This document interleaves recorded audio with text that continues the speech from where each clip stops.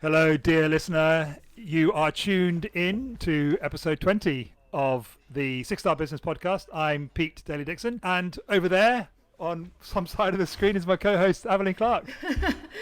G'day, Pete. And I'm not just over there on the screen, I'm over there on the other side of the world, let's face it, right? Absolutely, absolutely, yeah. So, what have you been up to today? Because it's the end of your day, so you must have something to talk about. That's because you saw me with wet hair earlier, right? So you know that I went out to the ocean attempting to have a surf. But we don't need to talk too much about that. But the great thing is that I had a break in the middle of my workday. So I'm creating a new habit to create space for creativity, regeneration, and allowing stuff to drop in, which is actually really important. It's interesting you mentioned about taking a break in the workday because, and I wasn't going to talk about this, but I did the same yesterday. I took a break in the middle of the day and I went and fitted a bathroom floor in the caravan that's on our drive. Get me. Go you. Yeah. It's really enjoying and when you're focusing on something like that, whether it be surfing and not falling off the board and breaking another foot or solving a three-dimensional problem in wood in a space, you can't think about anything else. You're just focusing on that. And there's something maybe, and I wasn't attempting to segue or kind of be cheesy about this, but there is something I think Six Star about that in just being focused on the one thing. Totally. That was certainly that came out in the conversation that we've just recorded for another episode of the podcast. But that's for then. What about for now? What about episode 20? Can you believe we're at 20 already? It's amazing. Pretty darn exciting. So with this episode, our guests are Peter Marshall and Trav Bell.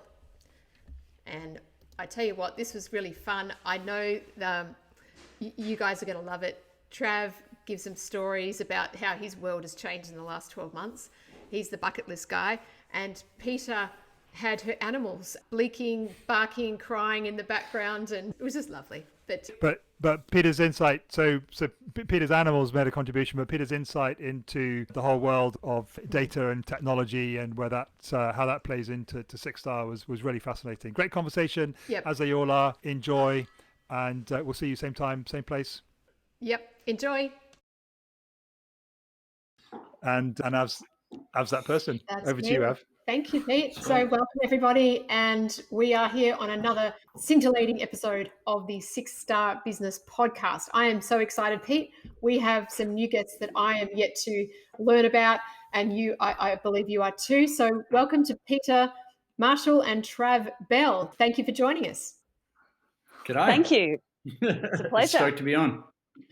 It's lovely to have you. And what I'd love to do is just for our listeners' sake and for mine and Pete's also is to get to know you a little bit and just, create give us a sense of who you are and also maybe something personal about yourself, just so that our listeners can create that connection with you. So maybe, who you serve, where you live in the world, and maybe something else about yourself. That would be great. Over to you.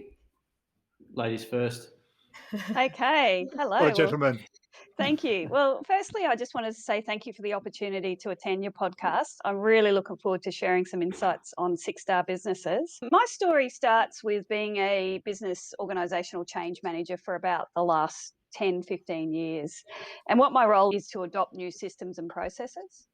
However, during COVID, I was reflecting on where the industry was at, and I decided to commence my own business, which is PM Digital Partnerships. It's a startup. I work full-time. I have 4 horses, 3 dogs, 2 chickens and 10,000 bees, and I absolutely love what I do. I live in a very busy life, but I love it. Hard act to follow. I'm from Cobble Creek, sunny Queensland, Australia, and I live on 13 acres. Oh, lovely. Thank you, Peter. Welcome. That's just beautiful. And I'm so excited to hear about the bees too. Don't get me started on bees, but please feel free to get me started on bees. Trav, what about yourself? You know what, Peter, if I came to your house, if I visited your house, I'm allergic to absolutely everything. So I'd be in all sorts if I just started walking up your drive, I reckon. Look, I do not live on a farm. I live, the beach is just there. I'm in Ocean Grove, Victoria, Australia. And for the last 10 years, I've been running around the world as the bucket list guy. So someone called me the bucket list guy about 10 years ago. after a bit of a breakdown before breakthrough moment through depression. And after being in the fitness industry for over 20 years and founding and franchising a chain of personal fitness training studios, being the first to franchise personal training in Australia, did that for 20 years. Life got on top of me, different things happened, downward spiral. We can go into that later. I had an epiphany to sort of go online as well and summon up all the courage to get out there and teach some of the stuff that I'd learned, positive psychology, this sort of stuff, and put on a talk. Someone at the end of that talk, because I've had a list to do before I die since I was 18. Not a lot of people knew this about me, and this first seminar that I put on was about only 10 years ago.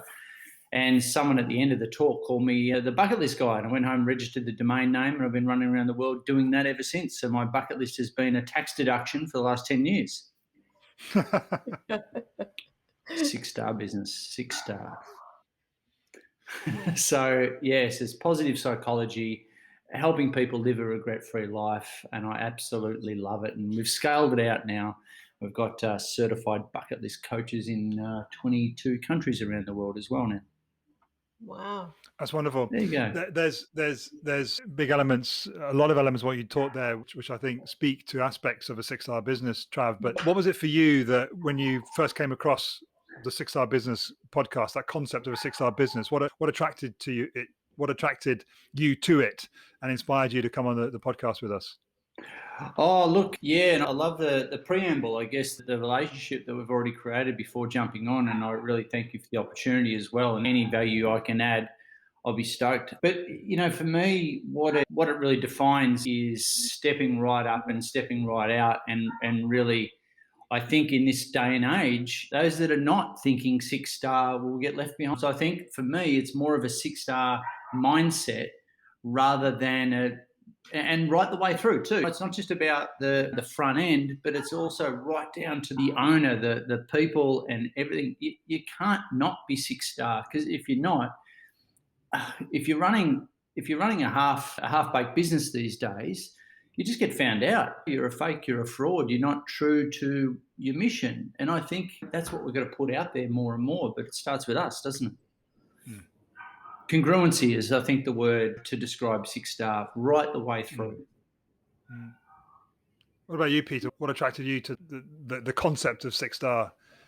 Well, my attraction is that at the moment we're in the fourth revolution of the digital disruption, which is my experience in business change, helping organisations manage the disruption and embed processes and systems and digital ways of working. As we're ramping this up and the digital disruption is going to continue, my passion is to support the sole traders and tradies to not get left behind during this digital disruption.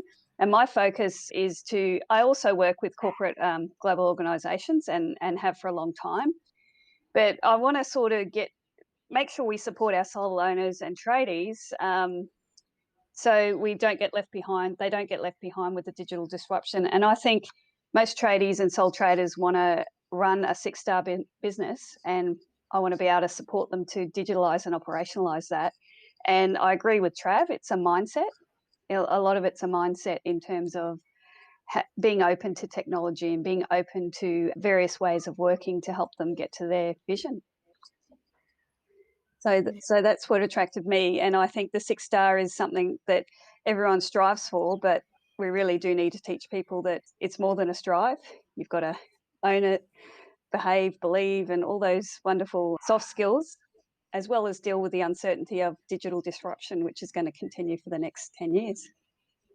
Wow. Where does one start? So, Peter, I'm fascinated. So with what you guys have just given us, I'm like, okay, how long have we got on this podcast? Okay, so let's look at what you mentioned then, Peter, about the sole traders and the tradies. I mean, to me, they are part of our everyday community. They are part of the fabric of starting blocks of the small business sector of Australia. That's where everyone starts. Everyone starts as a sole trader typically before we then grow up. So if the notion of the 6-star business is one that we want to encourage others to adopt and believe in, where do they start? So We will start, I guess, by being open to a bit of change. So I'll talk more tradies and sole traders, because I think most sole traders, like that could be all of us in the room, and we're all very open to change and technology. But most tradies, they work hard, they play hard. They just want to do the job, get home, have a beer, sit down and watch TV or sport, and then get up and do the same thing. They want to earn a lot of money. They want to work 7 days a week, but they don't really want too much to worry about having a web presence or a digital presence. They don't want to manage that. A lot of the tradies in Australia, actually in Queensland, get their business locally through Facebook ads and word of mouth through the Facebook chats and things like that, which is good while you've got a booming industry, but not so good when things slow down. And some of our tradies, where they fall short of 6-star, is they are tired because they work hard and play hard. They see Easter's coming up and they think, oh, great, I'll take a week off and be with the kids. They don't let their calendars or chase any work for a couple of weeks, and then all of a sudden they could be out of work for 6 weeks, and then all of a sudden they're in a lot of strife. So it's about helping them use the digital world to make sure their calendars are constantly full, and that they do plan and book things out so they get that time out as well. Wow. When you were talking about what attracted you to the 6-star business, you talked about the mindset. I'll pick up where Pete left off. I think what he was saying is you're the first person that's actually called it out as saying it's actually a mindset. Yeah, look, I think it's all well and good to talk about a 6-star business, but you've got to be a 6-star at the beginning. Like the owner is the trunk of the tree, and if you want the tree to grow, you've got to be a strong trunk. You've got to lead by example. You've got to have a strong root system. You've got to handle all the elements that gets thrown at the tree. You've got to not get knocked over at the slightest of elements. You've got to be resistant to change. You've got to effectively be really strong to hold up your family, hold up your business, hold up everything. And I think the roots of the tree is mindset. That's the stuff that you don't see. What you do see is the person above it, but mindset is the roots of the tree. And for a lot of business owners who run really flashy businesses, maybe 6-star on the surface, underneath the roots of there's not a growth mindset. There's a scarcity mindset. They haven't done a lot of work on themselves, or don't even feel that doing work on themselves and getting amongst personal development, the psychology, positive psychology, and this sort of thing is not a value. And that's what Peter was saying, to work hard, play hard, and that's where it starts and finishes. And they sort of keep up with the Joneses in that industry. But if you're going to break away and be here for a good time and a long time, you've got to work on your mindset. I think, for instance, your business is a direct reflection of the owner, right? And I think during COVID, we've really seen the tide go out. As Warren Buffett says, we've really seen the tide go out, and we've discovered who's been swimming naked. And at the end of the day, that is not my quote. That's Warren Buffett. A little bit richer than me. But the point is, we've seen who's who's resilient, should I say. We've seen who's been adaptable. We've all had to, gun to your head, adaptation, gun to your head, innovation, people have taken this big collective global deep breath in and really recalibrated as well. Am I happy? Am I on goal? Have I got meaning, purpose, and fulfillment in my life? Am I really into what I'm doing? A lot of people have gone, you know what? No, I'm out. Mm-hmm. I'm tapping out. I want to use this opportunity to take the pay and I'll get out of there. We've lost another one. Or they've really gone for it. And so there's been a lot of change. Not everyone has gone into survival mode, but they've also in thrive mode as well. Mm. And some people have absolutely crushed. But here's where right now is where the best opportunities, really have begun for a lot of people. A lot of people have consolidated, taken it, recalibrated, and really gone for it. So yeah. I think it's been a fantastic wake-up call to see who the 6-star people really are. And I think we'll see, and we're already seeing 6-star businesses flourish as a result of those people. Mm. That's my thoughts. Yeah, that's that. I love it. Yeah, I totally agree. It starts with the mindset. And yeah. I'm really fascinated to know, has there been a standout example for you in the last 12 months of 6-star? Oh, I can only go to our example. We've got, because I've just had to adapt. We've just had to adapt. Here's me. I've got two businesses. One is I'm a professional keynote speaker known as the bucket list guy. How much bucket listing do you reckon I've done in the last 12 months? Bugger all. No, not much, yeah. Yeah. How many plane flights do you reckon I've been on in the last 12 months? Hardly any. And how many events, like big, large conferences, have been run at big, large conference venues? So we've had to adapt to this hybrid model of doing virtual, which is absolutely exhausting. But you've got to do what you've got to do. So there's been some massive adaptations there, and this hybrid model is here to stay. So we've had to adapt to that. I'm not bitch and complain about it. I think if you're still bitching and complaining, actually up to about 6 months ago, I think if you were still bitching and complaining about the world and we should go back to normal, get out of business and start working for someone else. You're just not cut out for it. Cut and run. But in our bucket list coach business, where we sell them a license and then it's like a franchise, and they go out and they go and run our bucket list programs around the world. And it's all based on positive psychology, helping people live a regret-free life and all that sort of thing. And we get a lot of companies that ring us up, and it's around focuses on mental health and that sort of thing. So that's been huge for us. It's been great. And we run in different languages, different countries and that sort of thing. And there's been an overwhelming need for us to obviously do that online, because we were doing offline programs, live, probably like Peter, going to workplaces and run and facilitate workshops. Now, that didn't happen. We didn't even have that as an offering.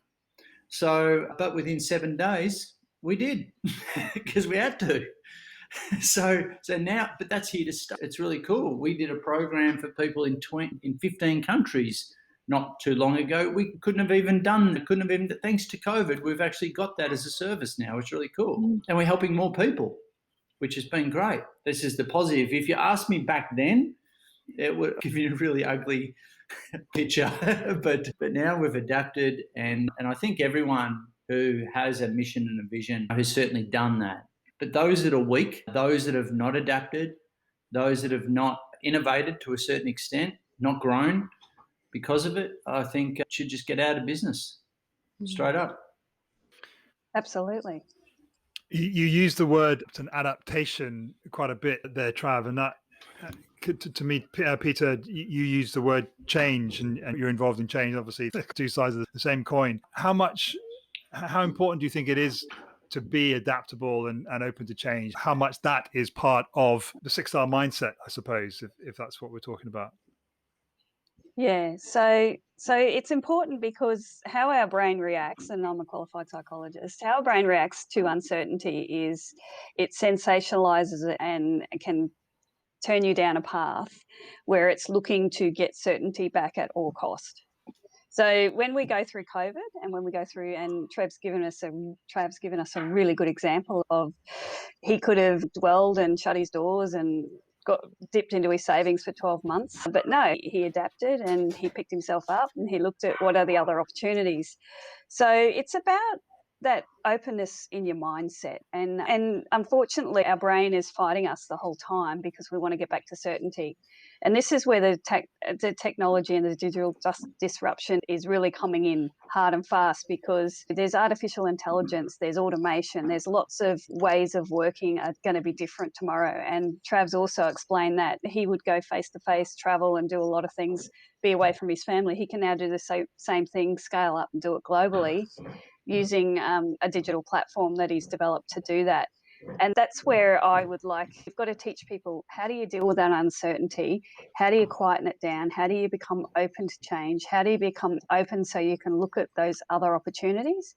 And that's part of this 6-star journey, because the most successful people, like Trav, and as a sole trader, or I'm not sure how large or small he is in terms of his thing, but you look at the big mining companies and you look at how everyone had to adapt to keep things going, keep business going. And we all adapted to the WebExes and Zooms and all of these things. It's about being open. And unfortunately, some of the organisations that are struggling, their executive teams, their CEOs and that are terrified. They want to go out and make decisions on gut feel and have no data and facts to support them. But technology is now supporting them and helping them make better decisions with their gut by supporting that. And there's a lot of that lack of openness and uncertainty, and this is really important that people go out there and try and teach themselves to become open, and that's when you can adapt to anything and you can survive. It's about thriving through this. Yeah. So how does someone do that? Somebody who's listening to this, maybe that they've taken one hit too many, they feel against the ropes. That they've. If you don't have the mindset that we're talking about here, which is vital, we're recognizing as vital to having a 6-star business. What can someone do about that? Oh, look, I just explained that I was in the personal fitness training industry. I had about 300 personal trainers working under our brand and that sort of thing, and I coach personal trainers to be personal trainers. So I'm going to be a little bit blunt, if that's okay. Which I don't. Everyone dances around it. It's like psychology, Petty. This is like people don't hear the bluntness. Like I'm not fat, dude. You're fat. Do something about it. So like if adapt or die. It's straight up. If you go, like, get out or embrace change, as Peter just said, have that growth mindset that you just give it up, that you'll never know everything about technology. You'll never know. You never know. You're just got to get the most current people about the thing that you want to embrace, and don't get led down the garden path. There's no gurus. The only gurus in any space in technology are people that have got into it about a week before you. So, and then they've come across, there's something a guru.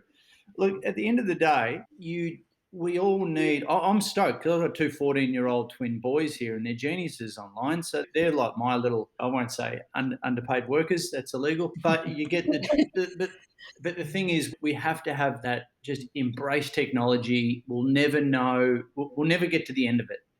So but that doesn't give us any certainty, like Peter said. That is so uncertain and so scary when you're trying to have a run a business. I think from quarter to quarter we can certainly plan year to year, but let's scale it back, reverse engineer. Quarter to quarter we can go, you know what, this quarter I'm going to implement this tool, this one and this one. I'm going to learn it in this quarter and then deploy, test and measure. Thanks for coming.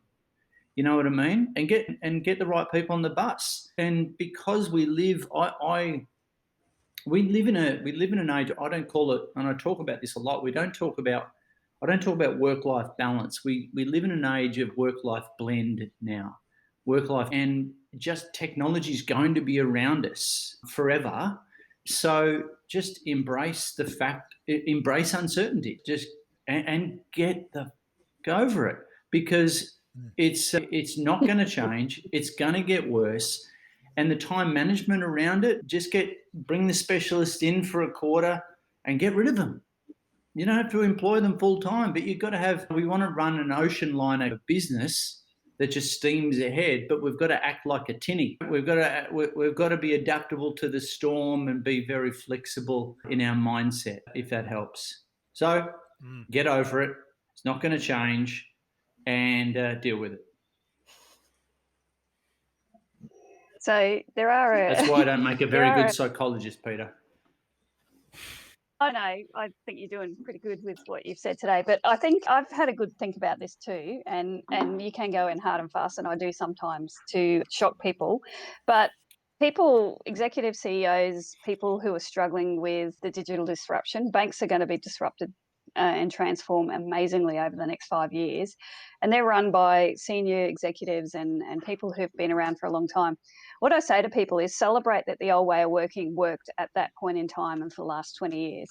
Celebrate it, have a great time, celebrate with all your friends, and acknowledge that, yes, but it comes to tomorrow when you start up to being open and aware and let go of the old and be open and aware and learn.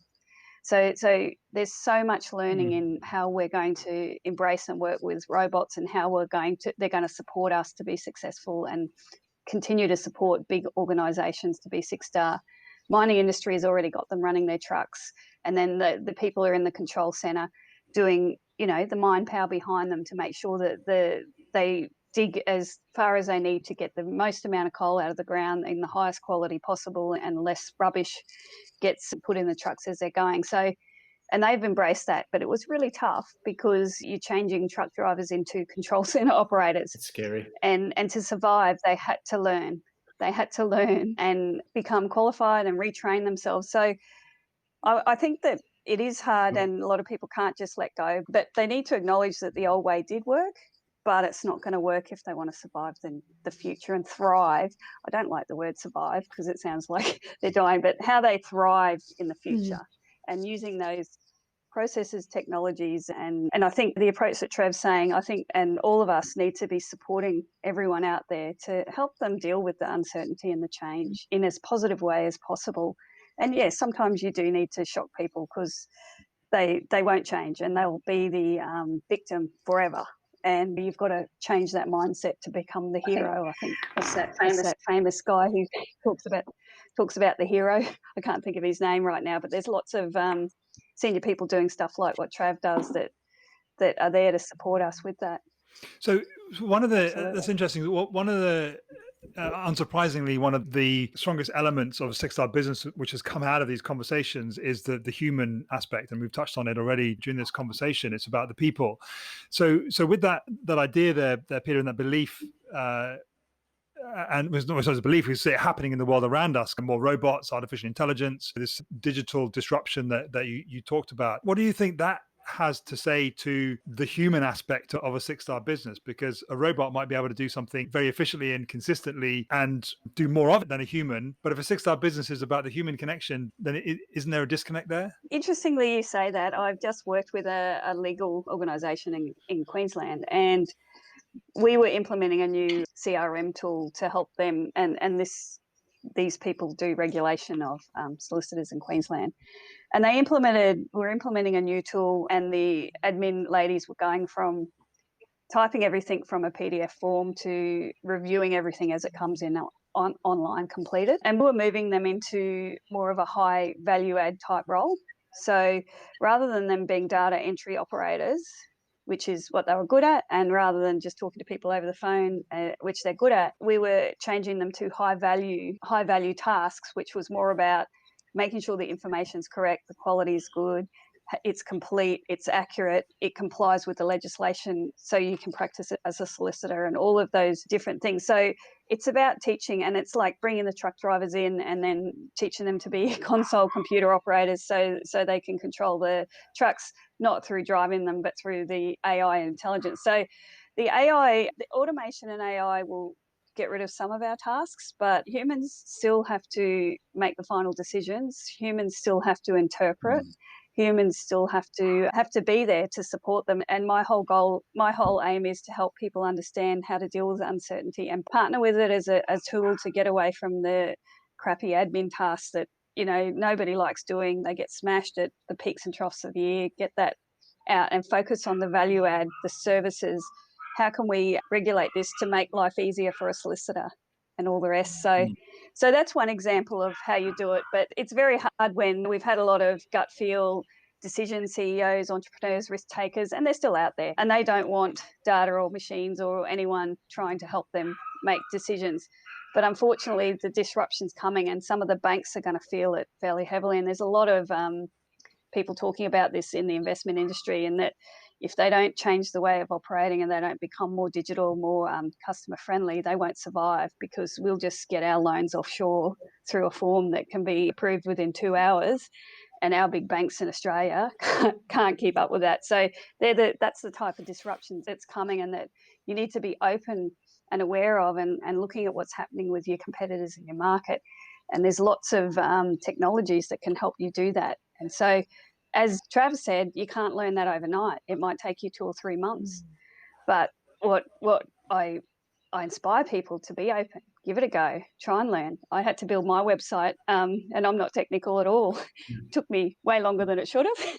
But you can actually teach yourself to keep up with it and get that digital presence. So that's a really interesting insight. So your view would be that fully embracing the technology, the digital disruption, artificial intelligence, maybe even blockchain, oh my goodness, what's that, robotics, whatever, actually done properly gives a business owner more of an opportunity to create a 6-star business and a 6-star business experience, a 6-star experience with their customers, because the humans in that business have more time to do what humans do best. Yeah. I was going to say there's things like wisdom, trust, relationships that are pretty hard to round out the human. The human experience is about connection, right? And you can't get that through AI and the like. And so, yeah, I think with efficiencies created through tech, that humans can be more human and not get lost in pushing buttons and doing the rest. I was going to think, I feel that especially in corporate, and Peter would know this better than anyone, especially in corporate, we're actually teaching them to think like entrepreneurs, to be able to pivot and to be able to embrace and to be able to take on new things and deploy it and deploy quick. And I think that's some of the crossover, because as entrepreneurs, as solopreneurs, we've had to build our own websites. We've had to engage in tech that we're scared the hell out, that is really scary, that's overwhelming, and there's too many things coming at us at once, and we've got to be a jack of all trades and probably not a master of none. And that's what we've got to do, especially with tech, with corporates. But it was really interesting. Like I've just started, back speaking at conferences, and after 12 months of hiatus, and it's amazing how human we love to be. And everyone's got an example of when we've come back to bars and we've come back to meetings points, and after being in ISO and quarantine and all the rest and being in lockdowns, I'm also a bike rider. So I get up in the morning, and for ages I was there riding by myself because that's all we could allow. And in Melbourne, not that I'm in Melbourne, we had a 5K radius that we couldn't go outside, and that just our human rights was taken away from us. And then when we got riding again, and all the guys come together to talk crap and have a coffee afterwards, and do a bit of riding in between, as proud blokes, we kind of muttered, Jesus, bloody good to do this again, isn't it? Like, it's, even though we've got proud and that sort of thing, we actually really embrace and have not taken for granted ever since. So that human connection cannot be replaced. And I think that's where we've got to step into. And I think as adaptable business owners we're all innovating, is step into, explore that even more. How can we really step into the relationships within business? Yeah. And what can we create in our business? Yeah. Sorry, what can we create in our business to help our humans be as human as they can be? Yeah, 100%. Yeah, I think so. And just get that running as good as we possibly can, as efficiently as we possibly can, and step into what we're actually made to do, connect with each other. And that links back to what you said earlier, Trav, about this hybrid model of business. And the hybrid is the tech connecting online, but we also need to do it in person. And like you say, that's the stuff that AI can't replace, but it's what we need to do inherently as humans. Well, not yet anyway. Elon's having a crack at it. But at the end of the day, not yet. Hang on to what we can hang on to. Yeah. I think, and I think that's if you go full on like robotic kind of business, just imagine a world where it's just completely robotic, completely automated. What the hell do we do? It's a dystopia. Yeah. Yeah. I don't think we'll ever get there, but you're right. They're trying to teach them to read minds and do all this stuff. I think that will be for very specialised, high-risk industries that it's risky to put humans in, so let's put the robots in, will happen. Yeah. But I think at the end of the day, the entrepreneurs and solopreneurs, the innovation to keep growing, keep looking at new ideas, keep making decisions about where you take your business to the next level are things that a robot will never, ever be able to do. They can give you insight to what the markets around the world are doing. They can give you lots of information to help you, but they can't decide how you want to take your next great idea to the next level. And that's where humans are. There's a lot of compliance in organisations that they don't get to do because of the admin. They can get better at that and look at ways to help people become more compliant and survive all the change that's coming. So the human connection will never go, and hopefully and thankfully it will never go. And I think with the social media outburst and how that disruption that's been going on for probably the last 15 years and ramped up very hard and fast in the last 10 years has shown us that we can partner and still connect with people and still go out and have coffee and still talk to them online. So there's lots of, we can do it sort of there. So I think from a business perspective, we've got to help leaders and staff and people and all layers of management, help them to get through that disruption, to embrace it like we did with the social media and still do every day. I don't think your dog, Peter, likes you talking to him. I know. I'm sorry.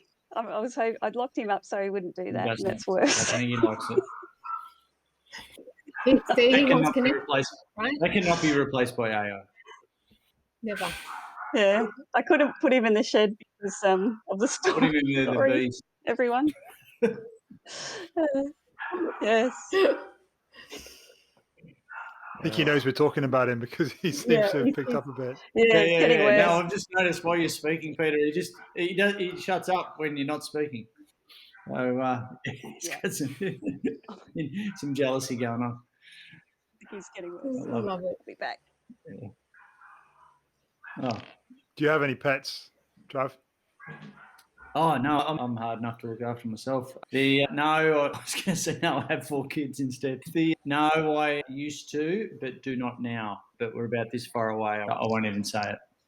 Because I think the kids are listening. Yeah. No, but you're getting worn down like I am. Yeah, pretty much, mate. Yeah. No, this is all good. See, even dogs value the human connection. Look at that. Yeah. Yeah. Oh. He's closer. Now they're having a punch up. Sorry. You know what? Like I don't know. So one thing that you won't replace is there he is. He's happy, and while we've been in COVID, and probably like you guys, I've been talking to Zoom rooms of hundreds of people, and over the last 12 months, I've seen more cats' bums than I care to look at in the future. You know, I've seen a lot of cats jump up on laps and turn around to the owner.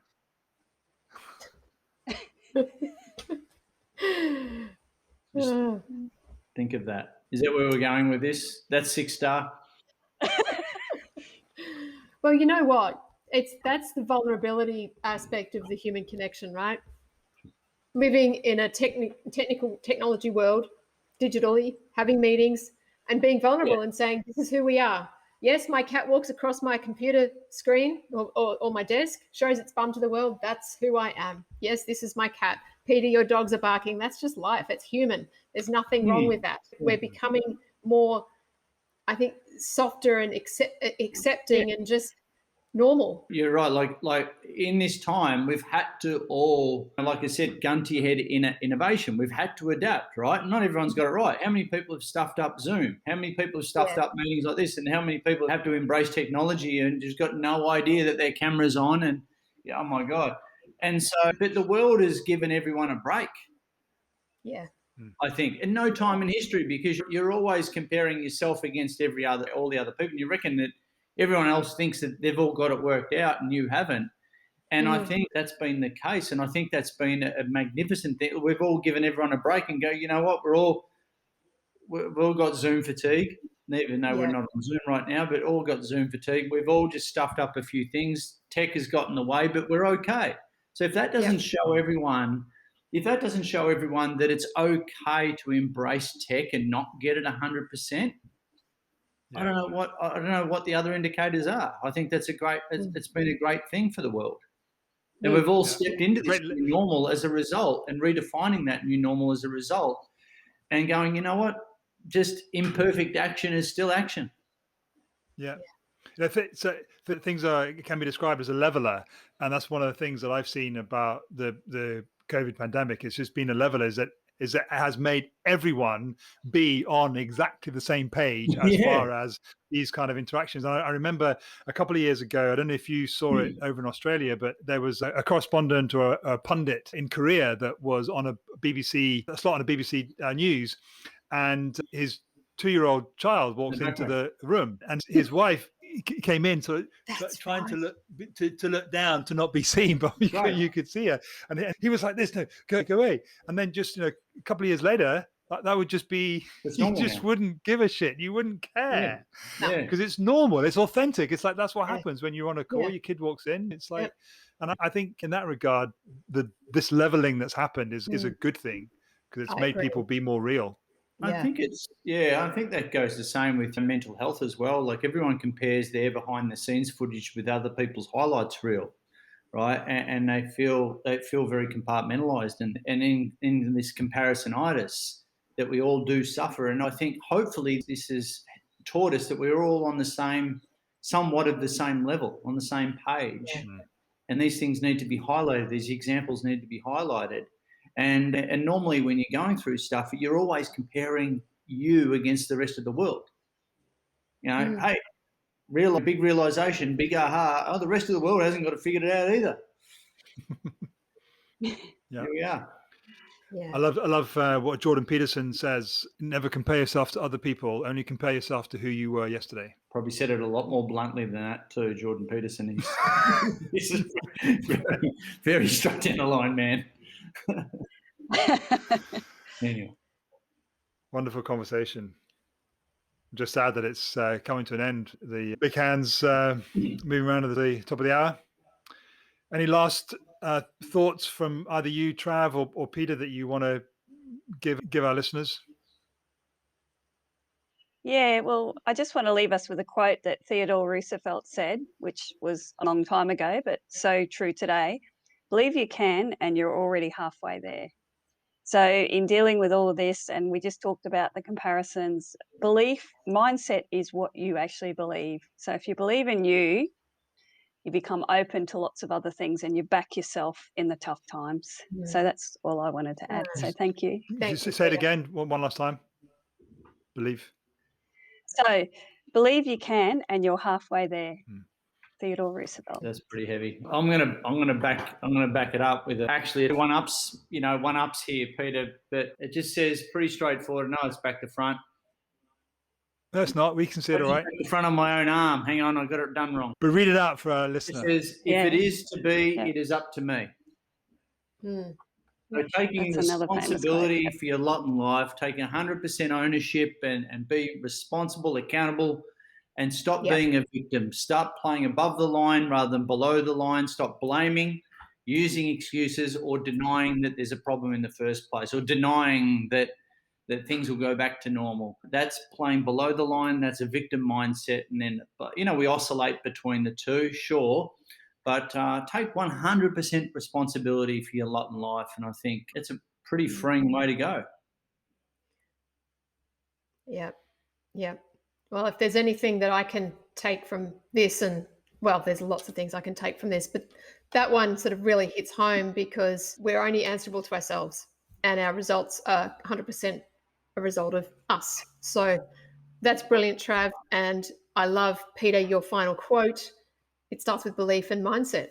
So blending those two together, that's how we can move forward to create the 6-star experience that we want to create in our lives, and accept that change is inevitable. We live in change. We're always changing. And that's part of being human, I think. So thank you both. And Pete, did you want to finish with any last words of wisdom to try and top that off? No. I was just going to say thanks on behalf of Av and me to you, Trav, and Peter, for spending time with us and sharing your genius and your insights. And it's good to know you, and look forward to getting to know you more both over the coming months and years. Pleasure, guys. Thanks a lot for having me. Thank you. Thank you so much. Yeah, and thank you. And bye. Lovely to meet you, Trav. Awesome. That was another stimulating, thought-provoking episode of the 6-Star Business Podcast. Thank you so much for getting this far. Please go ahead, like, subscribe, and give us a comment, review. A rating. If there was a 6-star, we'd love you to give us a 6-star rating, but so just go as high as you can. And if you want to continue the conversation with us and all the cool people who've joined us from the podcast, head on over to apply.6starbusiness.community. See you there.